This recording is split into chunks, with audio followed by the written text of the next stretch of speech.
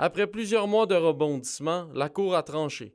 Les 5 ex-joueurs d'Équipe Canada sont acquittés des chefs d'accusation d'agression sexuelle. Pour le député bloquiste Sébastien Lemire, ce procès aura permis de faire prendre une prise de conscience sur les conséquences que les comportements de certains dans le milieu du sport peuvent entraîner. Si tu poses un geste irréparable, ben, c'est possible que tu en subisses les conséquences. Même si tu penses être au-dessus de la loi, au-dessus de la mêlée, au-dessus de tout, la culture du silence n'existe plus et tout le monde a à faire face aux conséquences de leurs actes. Selon lui, la situation aura également permis d'apporter un changement au niveau de la culture des vestiaires de hockey. Malgré tout, Sébastien Lemire croit que ce procès pourrait avoir des impacts dans le futur. Ce qu'on a à réfléchir, c'est que c'est comment aussi on crée de la jurisprudence après ce cas-là pour s'assurer que des situations semblables ne se reproduisent plus jamais, là. Dans les 2 dernières années, le député d'Abitibi-Témiscamingue a travaillé à la Chambre des communes à ce qu'un rapport sur la pratique du sport de manière sécuritaire soit rédigé, notamment sur l'aspect du consentement. Plus personne aujourd'hui, particulièrement les jeunes hommes sportifs,